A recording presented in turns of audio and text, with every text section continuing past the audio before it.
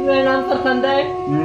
यहाँ पे मैं आई हूँ, मैंने MS बायोमेडिकल इंजीनियरिंग में की है, ठीक है। और मैंने बहुत अलग तरीके से तालीम हासिल की है। मैंने कराची, हैदराबाद और मैं तकरीबन पूरे पाकिस्तान में तालीम के सिलसिले में गई हूँ। जब मेरी पोस्टिंग 40 चक में हुई तो मेरे लिए एक सरप्राइजिंग सा फैक्ट था कि भाई एक इतने पसमानदा इलाके में जाके तालीम देना। मैं यहाँ पे आई तालीम देने, मैंने यहाँ पे रोशनियाँ फैलाना चाहिए, लेकिन मुझे नहीं पता था इतने अंधेरों में जब रोशनी की एक कैंडल होती है तो वो खुद बुझ जाती है। यहाँ पे तो जब से मैं आई हूँ मैं रोज बुझ रही हूँ, रोज मर रही हूँ। यहाँ पे मेरे टीचर्स मुझे बहुत तंग करते हैं, अलग अलग तरीकों से हरासा करते हैं। बोलते हैं कि यहाँ पे तो वहाँ कैसे गई हो। मेरा घर शहजादपुर में है, मैंने यहाँ पे रिहाइश ली है। कह रहे कि यहाँ पे तुम अकेली कैसे रह रही हो। घर के आगे आके खड़े होते हैं तो बोलते हैं आओ तुम्हें जरा बाहर घुमाऊं। अलग अलग तरीकों से तंग करते हैं। अफसोस का और आज मुझ पे हमला किया है। आज क्या मसला हुआ है, आज क्या वाकया पेश आया है? आज एक टीचर राजा नदीम ने मेरी वीडियो बनाई और मेरी नजर उन पे पड़ गई और उन्होंने मुझे यहाँ पे ये आप निशान देखें, यहाँ पे उन्होंने मुझे झपटा है, मुझे हमला किया है।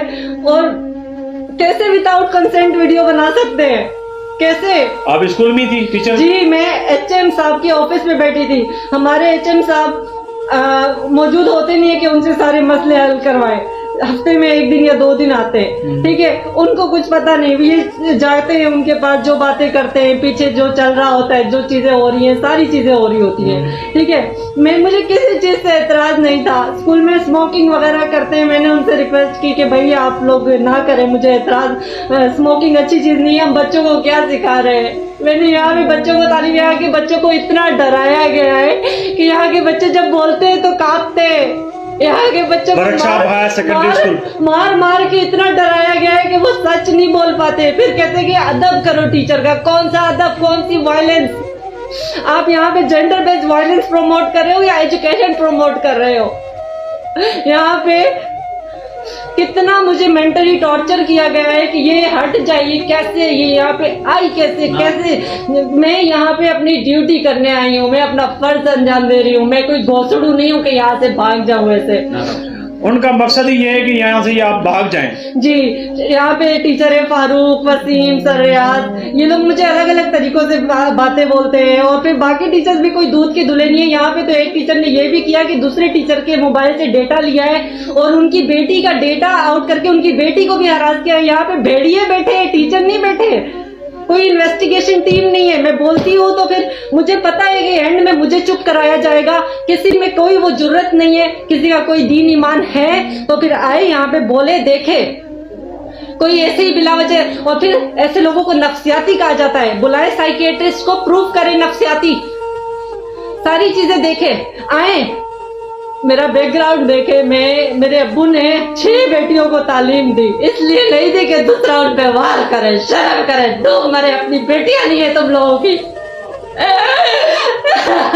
मैं यही रिक्वेस्ट करूंगी कि आए, वो सारे मामलात को देखें और वुमेन को एक प्रोटेक्शन प्रोवाइड की जाए। हमारे यहाँ पे तो वुमेन के, हमारे ना स्कूल की बाउंड्रीज है, ना हर तरीके से हम लोग बिल्कुल अनप्रोटेक्टेड है। कोई भी आता है कुछ भी बोल के चला जाए, कोई प्रूफ नहीं हमारे पास, कुछ नहीं। क्यों? क्योंकि हम मेंटली रेडी नहीं होते। ये तो मेरे लिए एक नया माहौल है। मैं यहाँ पे तब्दीली लाने आई थी।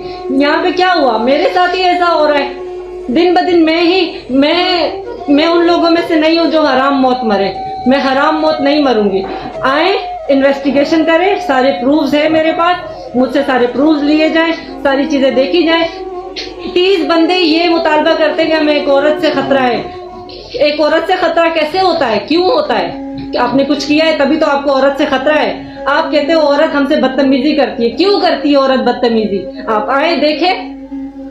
औरत कोई भी आपको फूलों के हार नहीं चढ़ाएगी जब तक आप उसको अच्छे से इज्जत से पेश आओगे, वो आपसे इज्जत से पेश आएगी। एज लॉन्ग एज औरत को पता चल गया कि आप उसके साथ क्या कर रहे हो, वो आपसे बदतमीजी ही करेगी। और कोई भी औरत ये ऐसी हो ही नहीं सकती है। मैं उसको औरत ही नहीं मानूंगी कि जिसकी इज्जत पे बात है और वो चुप हो जाए। मुझे पता है यहाँ पे बहुत सारी औरतें होंगी जो बात नहीं करेंगी, ऐसे मामले सारे रफा दफा हो जाते हैं। लेकिन मैं अपने लिए नहीं, उन औरतों के लिए बोल रही हूँ। मुझे पता है अकेले मैं यहाँ पे 40 चक में ख्वार नहीं हो रही हूँ। ऐसी कितनी औरतें हैं जो बॉयज स्कूल में पोस्टिंग होने पर ख्वार हो रही हैं। इन पे कोई स्पेशल इनको प्रोविजन प्रोवाइड की जाए, इनको कोई प्रिविलेजेस दिए जाए।